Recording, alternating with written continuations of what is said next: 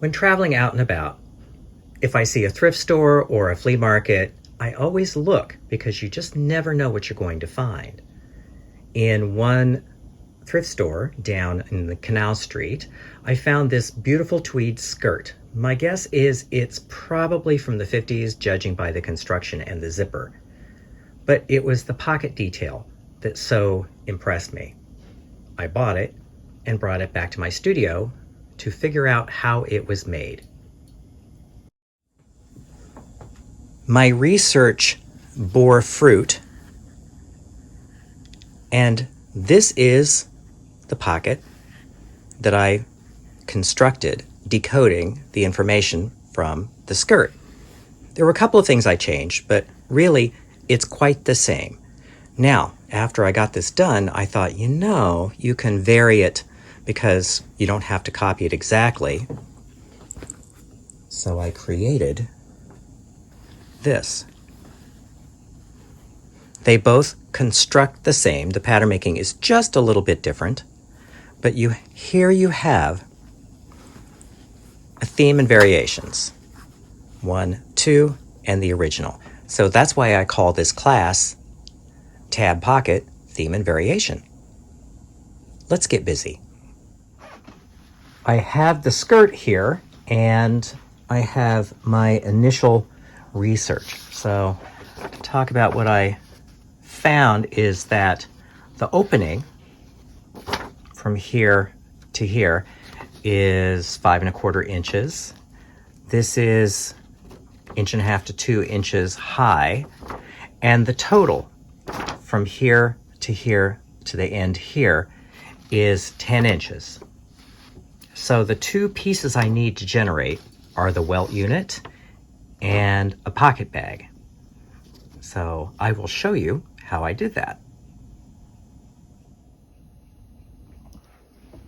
When designing, it's customary to draw your welt or whatever detail onto the pattern piece that you're going to be sewing it to. So this is the center front, this is the waist seam, the dart, and the side seam. No seam allowances. So here I've drafted the welt unit, and I've drafted the pocket bag. Now some dimensions here. Let me zoom in a little bit. Now I went back and remeasured the height of this, and instead of 2 inches, it was only 1 3/4 inch. But the distance from here to here is 5¼ That's going to be the pocket opening. Now, this is the pocket bag. I like to have the pocket bag at least 1 inch wider on either end. This is to include seam allowances. And the general rule with pockets, people ask me, how deep do you make them? You make them to fit your hand. So if you think about this is a hip pocket, so that should be plenty deep enough. Next, I'm going to show you how to transfer these off onto paper to create the actual pieces. First, we create the pocket bag itself. So what I've done, I folded a piece of paper and put the fold along this line here, and I have traced out all of that there.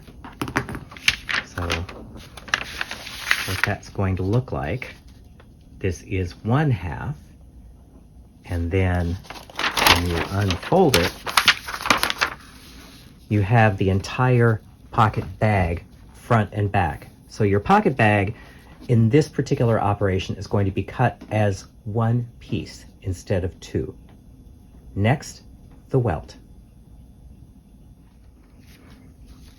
For the welt, I traced off this rectangle, and I have a folded piece of paper because we want to have a fold at the top, and then I just freehand drafted all of this. Now you can see I have the stitching lines. I've also added 5/8 inch seam allowances.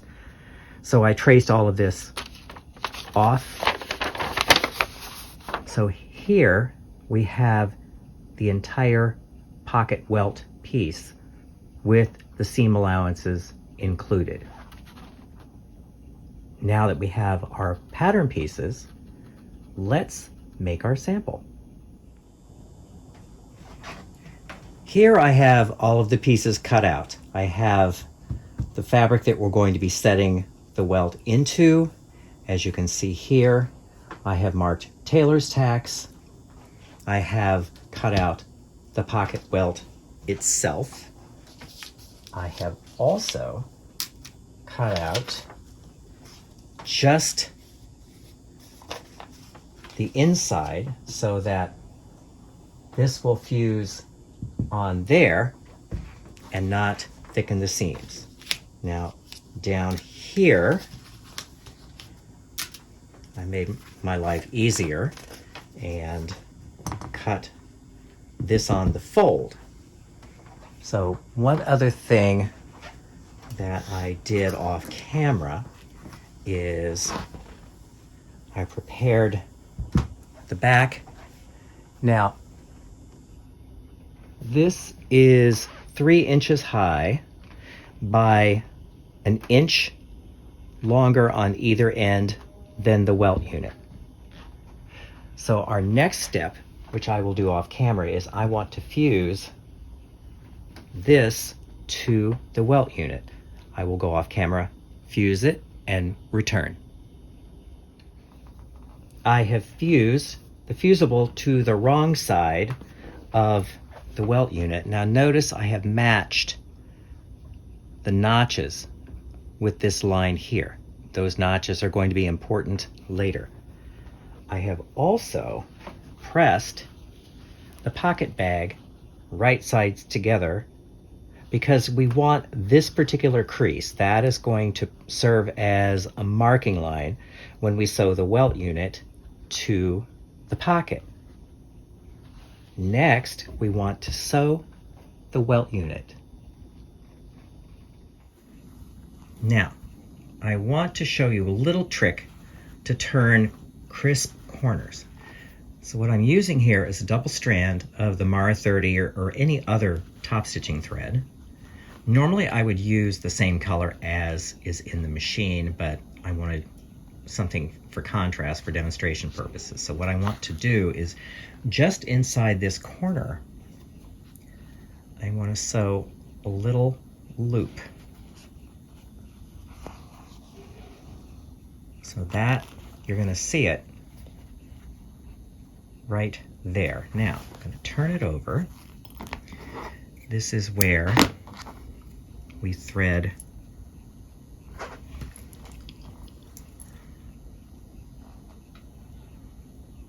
the 4 threads through a larger eyed needle. There we go. And then what I like to do is just bring it down and pull the thread through. There we are. So this, ultimately, I will use this to turn the corner after I have sewn and trimmed the corner, and I'm turning it right side out. Now that we have this done, let me pin it together and then make it ready for the machine.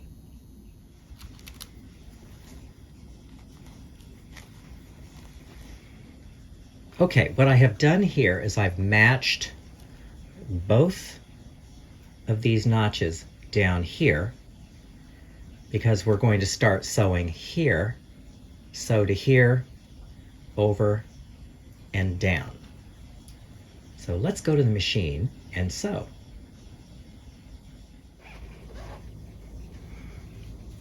Here we are at the machine, and as you can see, the side with the thread is up. You can see right there, we want to dodge around that.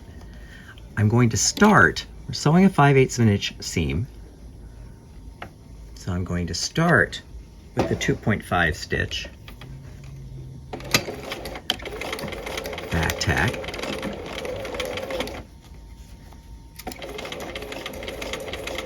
And then about a 1/2 inch from the point, shorten the stitch to 0.5 to 0.75. I like a really short stitch all in this area here.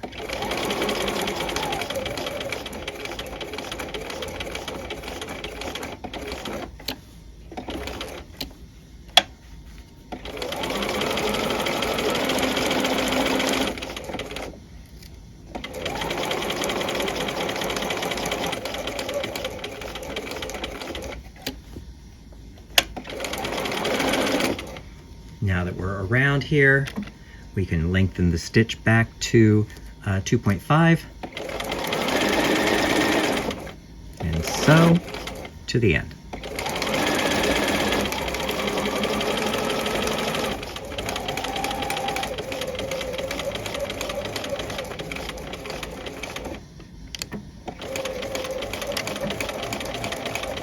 Back tack at the end.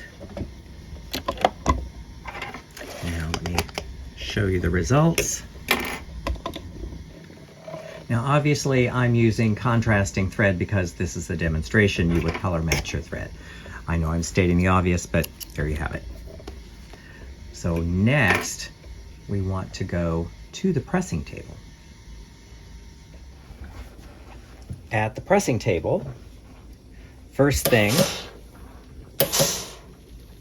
press as sewn. And then what I like to do here is clip right to the stitching there. From here, we want to press this seam allowance open and then trim everything up here. So what that's going to look like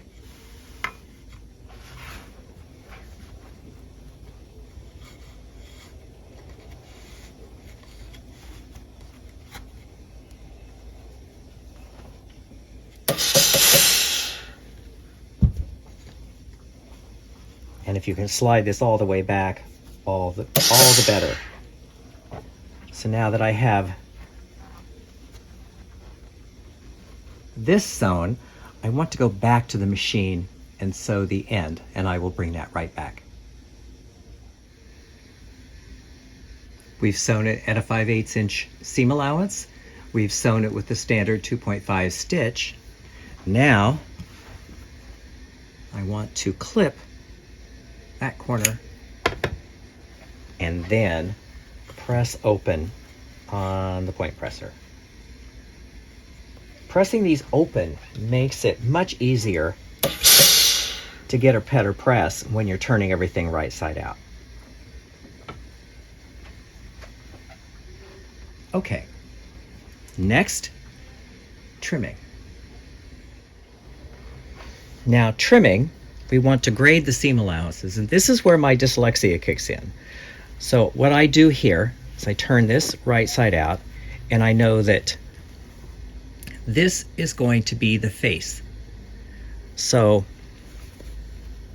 that seam allowance remains a little wider. The seam allowance that's going to be behind, I trim to, I'd say about 1/8 of an inch. And then this one you could trim to half of its original width. So I've graded these two seam allowances like so. Now, this is where you have to kind of do some mental gymnastics. If this is the face, if that's the face, this is going to be the back of the welt, but this is going to end up being the side of the turn that's facing out. So this side gets a wider seam allowance, and this side gets the narrower seam allowance. I know this seems a little bit in the weeds, but you're going to be happy later if you're working on something that has a lot of thicknesses to it. So here, wider seam allowance there.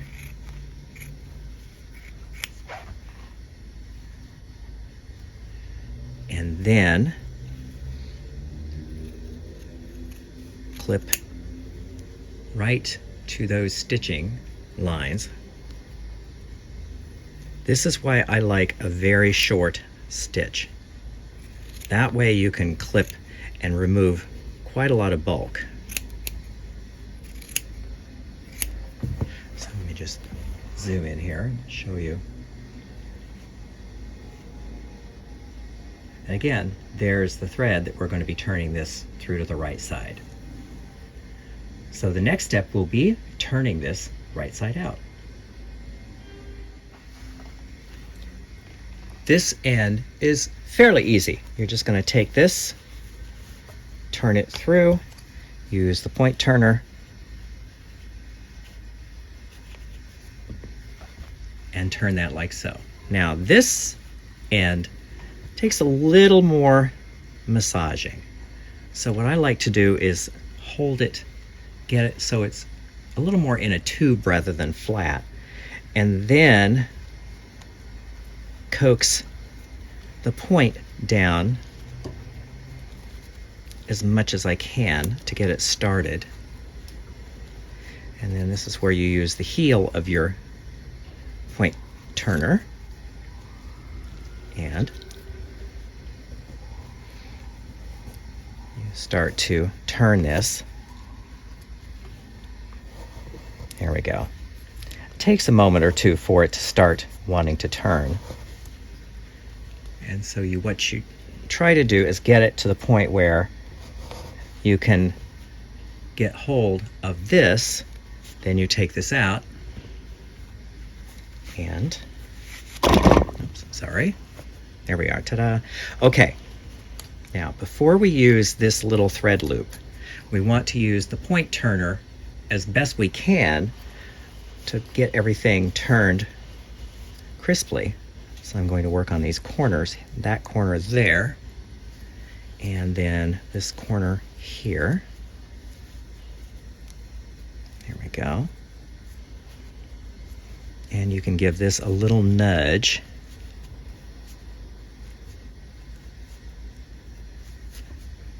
Okay. Now this is where this little thread loop comes in handy. So what you're going to do is you're going to give it a good tug and ta-da! So what you can do here is just pull those out and there we are. Oops, there we are. So next we want to press.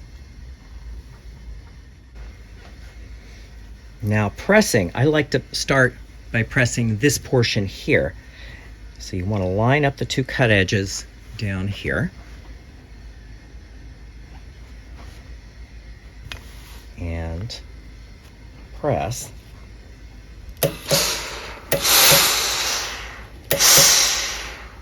So this is the back of the welt, just to give you the orientation. Now, this little corner here, there's a little trick I learned years ago from my teacher Simone. And what she would do is she would take a thread, needle and thread, and catch that corner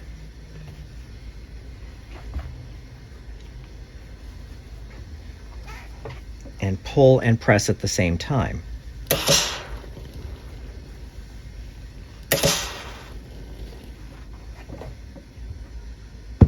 So once it's cool,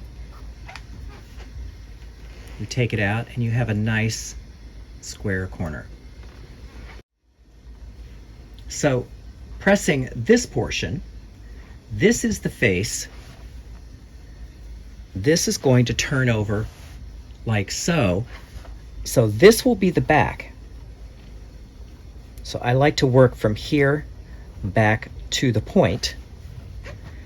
And so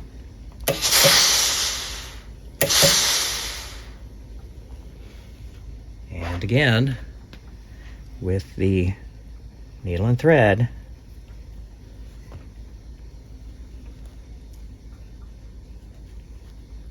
there we are.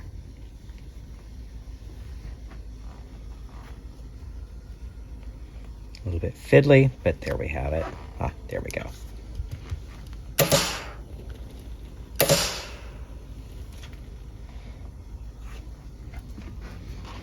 Okay. So we now have the welt pressed. Next we go to the sewing machine. Now I have pinned the raw edges of the seam allowance together. We will now sew a row of stitching 5/8 of an inch from that raw edge. This does two things. It closes the welt and it serves as a marking guide for later.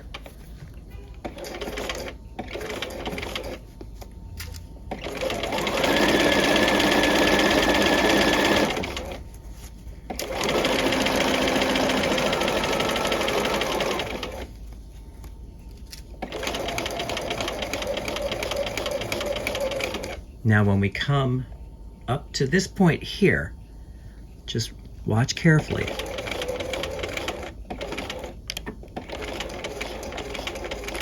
That's very important.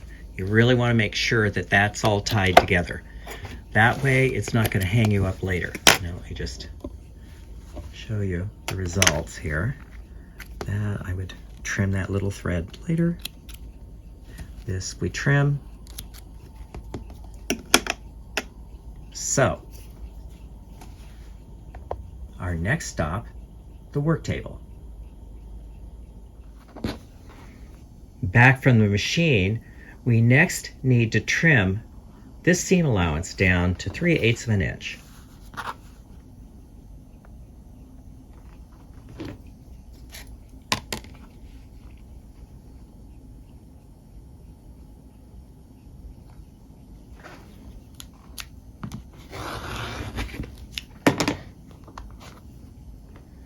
Some people ask why. It's important. You'll see it later. Okay, the face of the welt. Now let me just zoom out a little bit. This is where we now bring in the pocket bag. And if you remember the crease that we made on the pocket bag, we have the face of the welt. We line up the cut edge of the seam allowance with the fold on the pocket bag. From here, we pin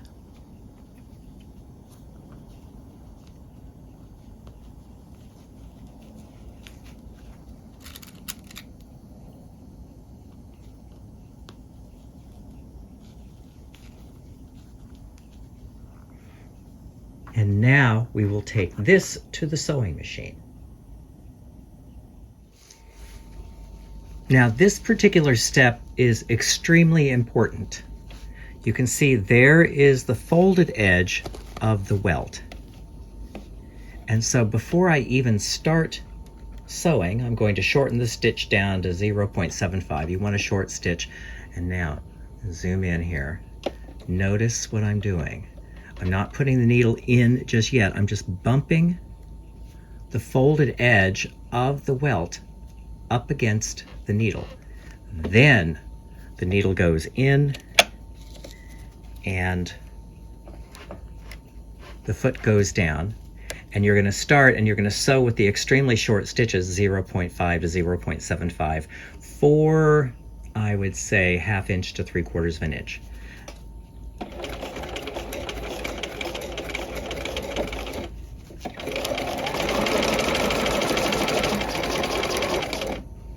Now, sorry, I can go back to a standard 2.5.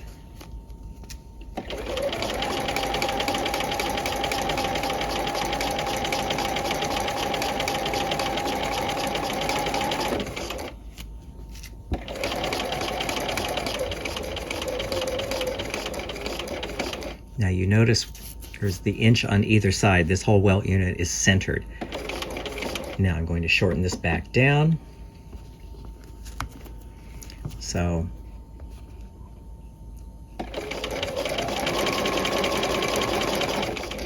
short stitches. Now let me just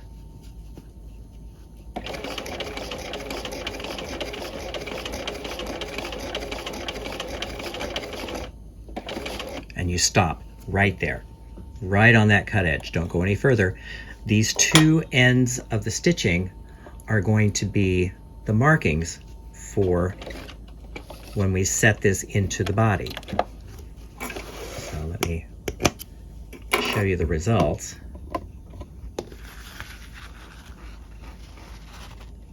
We started right there. Short stitches for about 3/4 of an inch, standard stitch length to about 3/4 of an inch from the end, and we finished right there. The key here is if you're a little bit short, it's better than too long. Now we will go back to the work table.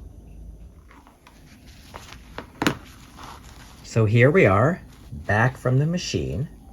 Now, before we put this onto the body, we need to trim the seam allowances.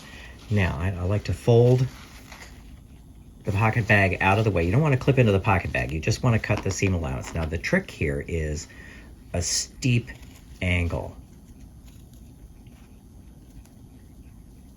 And see, this is why you want those extremely short stitches, because you don't want to worry about anything tearing loose there or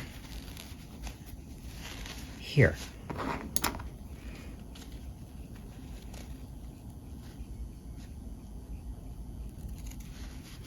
And this steep angle here will serve us later. Now, let me just draw out. So here we are, and now we are ready to apply the welt to the body. So now this is where the tailor tacks come in. This is the right side of the welt. This is the right side of the pocket bag, right side of the fabric. And as you remember, we fused some interfacing behind there. So now, this is how I remember it, because I get a little bit dyslexic. You're going to match these two, here we are. You're going to match these two ends, here and here, with these two tailor tacks.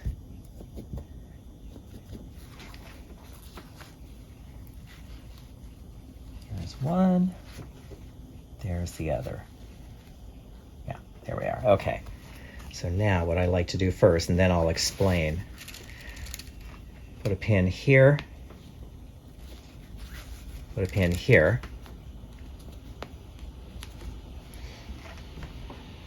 Then, how I think about this is this top edge has to face the hem if, when we turn it right side out, you want it to land facing up.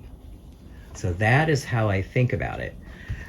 And now that we have this pinned, I'm going to pin 2 or 3 more here. And then you can remove your tailor tacks. Pin here, and also pin here. Now, one thing I will do off camera is I will thread baste from here to here through all the layers. That way I don't have to worry about the pins. That way I know the positioning is absolutely correct. So I will return with the thread basting complete.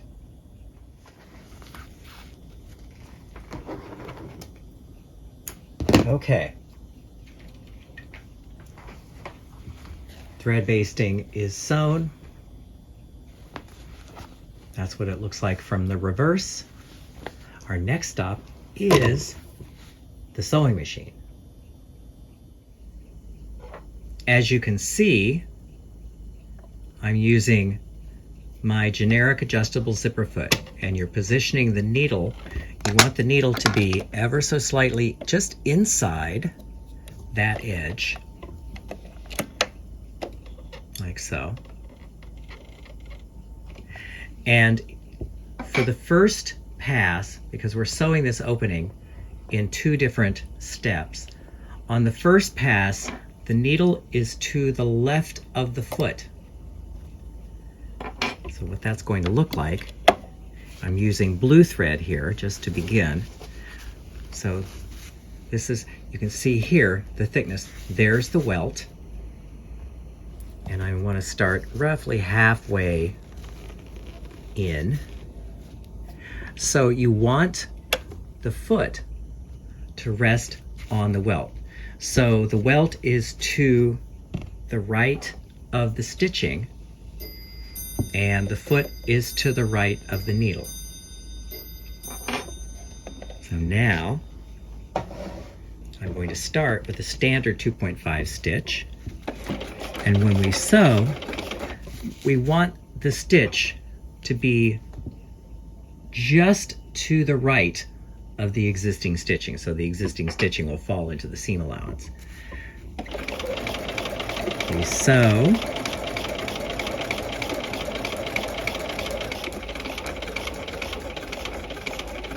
To about 1/2 to 3/4 of an inch from the end.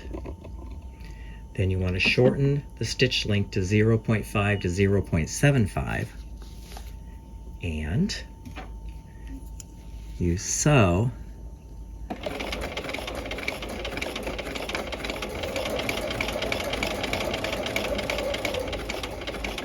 now you see where the thicknesses stop.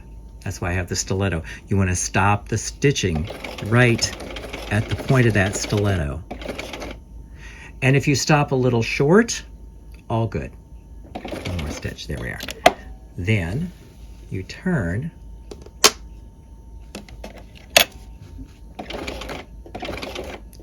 walk at 2 or 3 stitches, and then you turn it again. And see, this is why I like this particular foot, because see, what's going to happen is you can see the cut edge of the seam allowance. The foot now will track along the cut edge of that seam allowance, and that's why we have this angle here.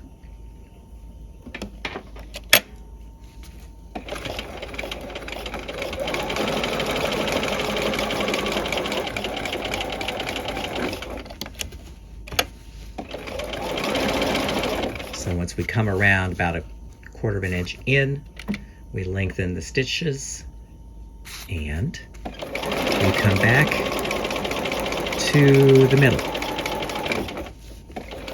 Now, the next pass I would normally just use the same thread, but I'm going to change the thread for the second pass to use a different color so it's a little more clear later. You can see here in this photo, I have the arrows marked out to show the steps that we have just sewn in the little clip previously. So now I've changed to green thread because I want to show you how to navigate making this go across. You're going to raise the needle and you're going to move the foot to the other side of the needle.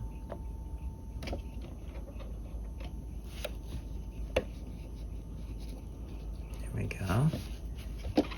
And then you want to put the needle in just, you're going to overlap the stitching by about 1/4 of an inch. And then we're going to continue a mirror image of what we just sewed in the last step.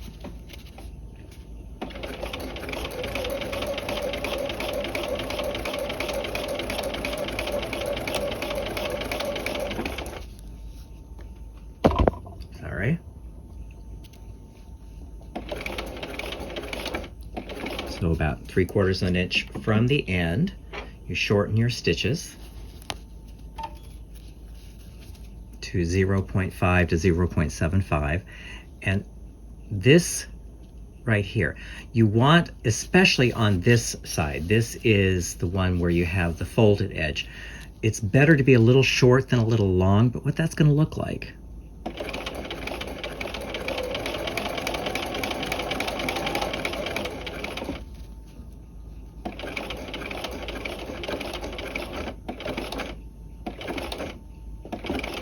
There. So the first time that the needle just goes off that folded edge, you stop. Turn. Walk at 3 stitches.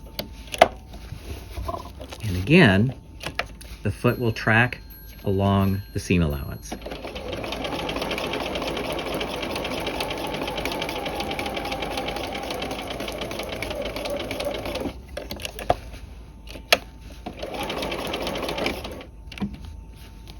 So from here, you're going to just merge the stitching in the middle.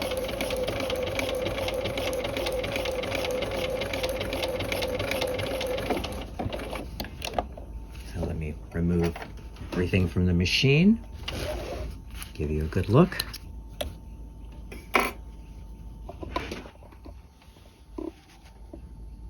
So that's what we've sewn. We've sewn from here down to there, to here, to here. And again, I have the arrows showing where we have sewn in the last step. So you get a sense of how this stitching pattern works.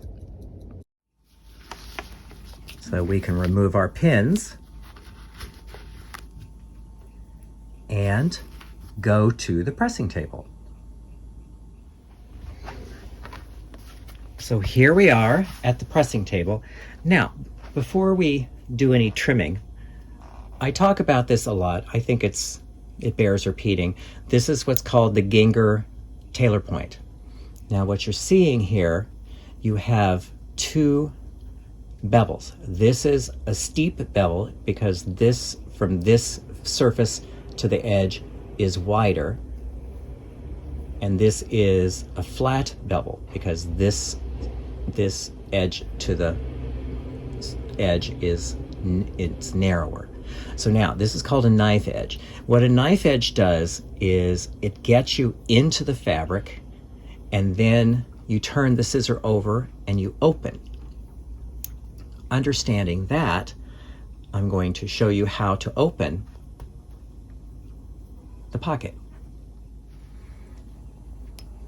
So here, there's the knife edge, and you can see that gets us into the fabric. Then I turn the scissor over, and having the bevel edge lower makes it so that I don't inadvertently cut something I don't want to cut, because what you want to do first is you want to cut first one layer and then the other. You're not cutting through the welt itself, you're just cutting through the pocket bag and the main fabric. So we want to get these two opened up first, because that's going to clear the way for us to do more trimming. Okay, so as you can see, hello, we're in, and at this point, and this is why you want the extremely short stitches, you're going to cut through all the layers, every single thing.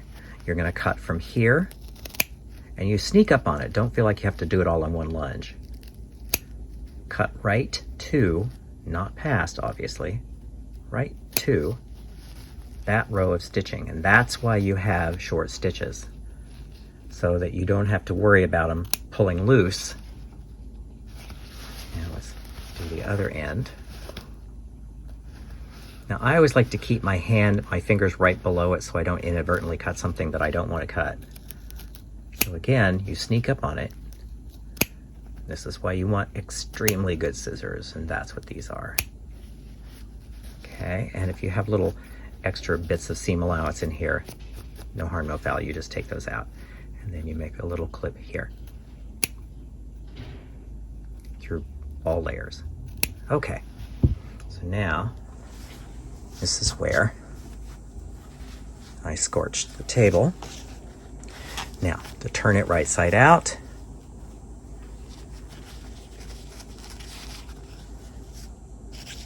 grab both sides of the pocket bag and pull them through the opening.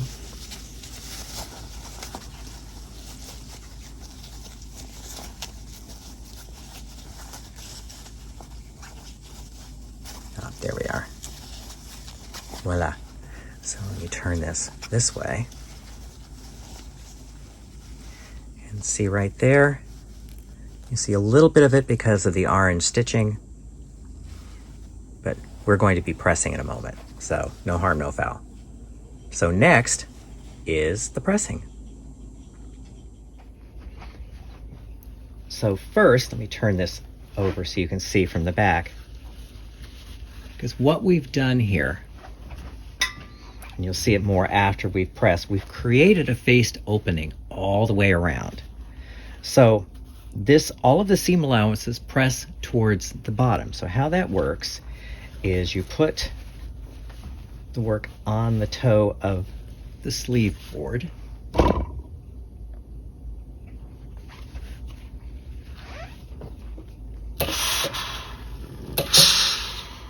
And press. Then I like to set it this way. Get this up out of the way, take that up out of the way. So then what you'll do is you want to press this seam allowance down.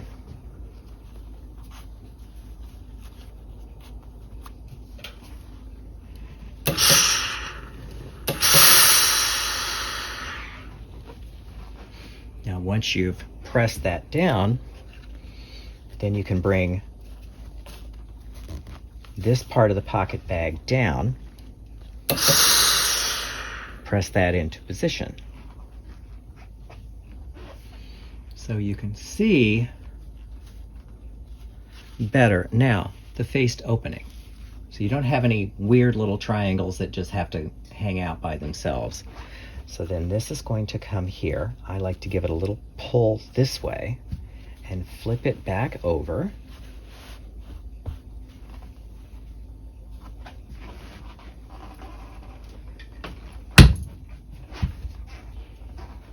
And then this is where the clapper comes in.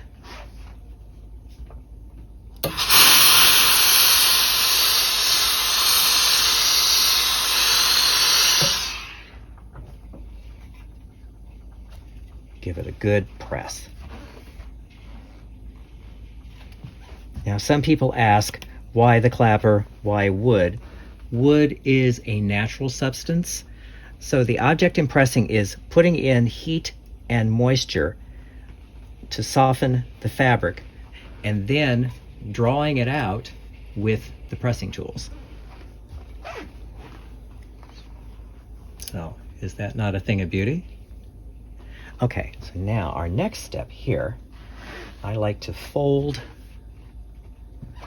back and just tidy up and press this down as best as you can. It's never going to be perfect, but this is going to be inside a lining. So press that there. And then we come over to the other end and do the same thing.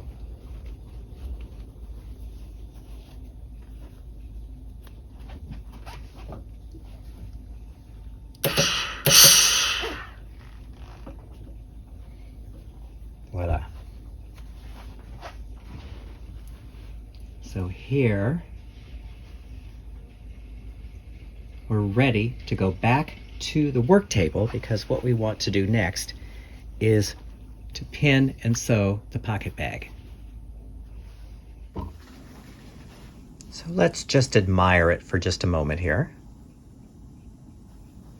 Okay. So the next step I like to do is bring this over, and you're going to sew a 5/8 of an inch seam allowance here, and that is built into the pattern.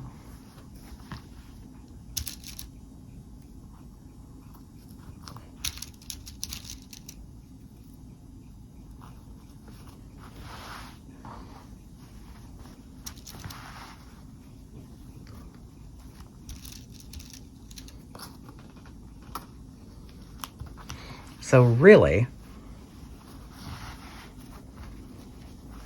there's not much mystery there. So I'm going to take it off camera and just sew a 5/8 of an inch seam allowance and bring it back.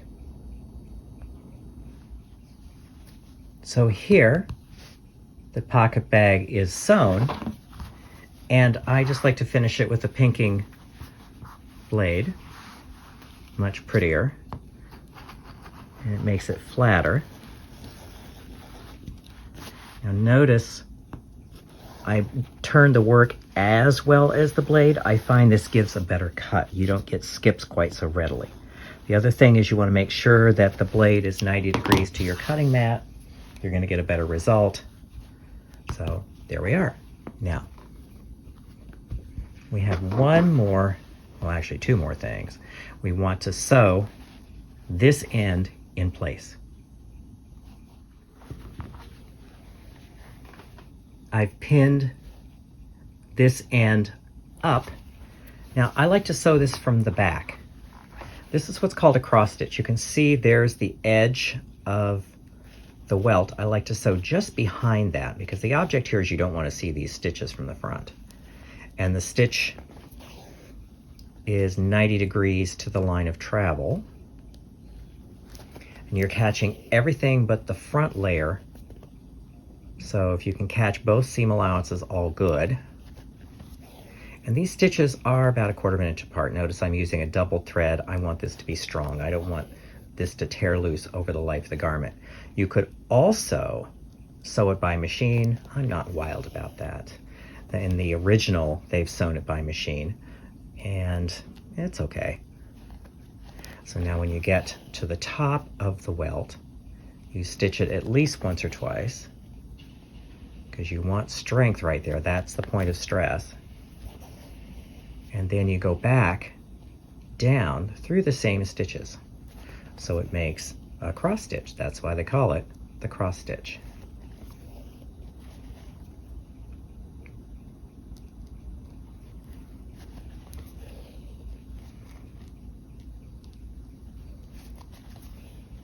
Okay, almost done.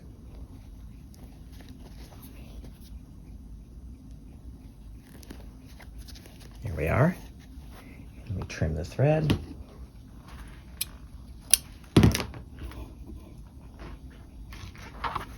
Turn this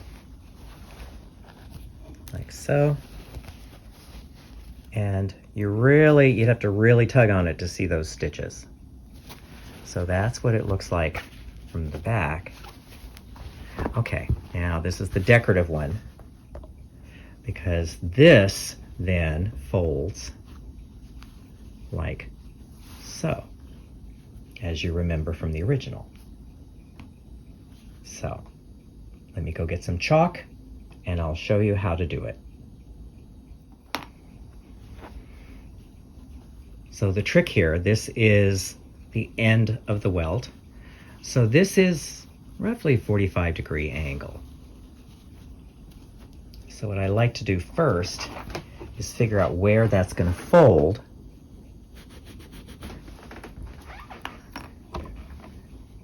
Make a chalk mark. And then pin. So we're going to go to the machine to sew this. So here we are. I don't start right at the top. I like to start about 1/3 of the way down. And we only have to sew, say maybe the 2/3 of the way. We don't have to sew all the way down to this corner. We just want to hold this in place so that it will have something to fold against. So what that's going to look like is this.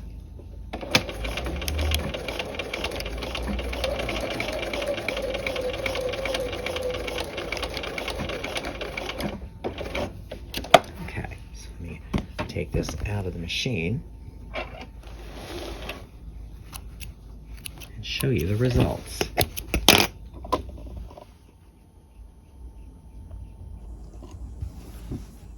So here,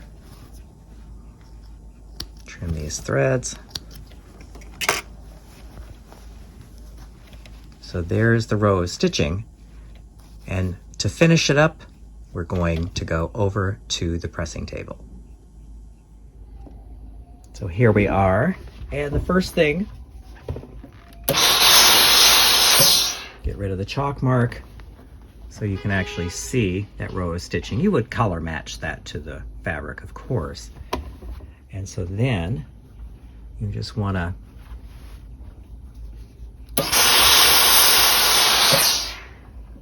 steam. Don't have to press a crease in it, because later we're going to have buttons and buttonholes. So, finishing. The final finish will be to work the buttonholes and sew on the button. That will occur off camera, and I will bring you back the completely finished pocket. And here we have the finished result. As you can see, I had a buttonhole worked and I sewed the button. So this is the result of our pocket. Now I'm going to show you a variation. This is the same technique. It constructs exactly the same way. It's just that the design lines are a little different.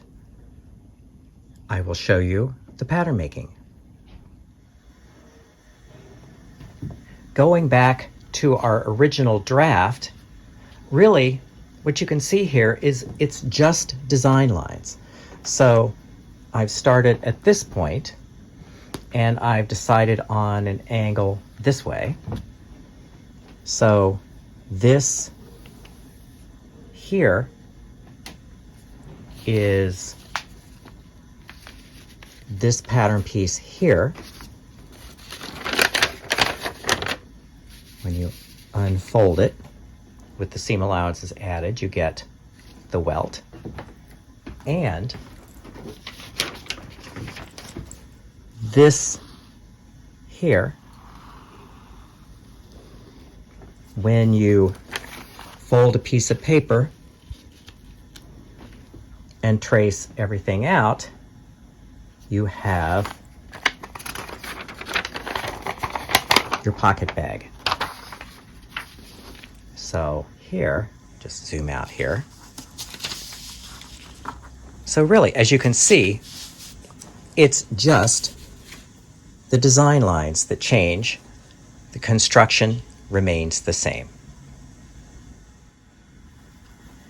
So here you have it. The tab welt pocket, the theme, and the variation.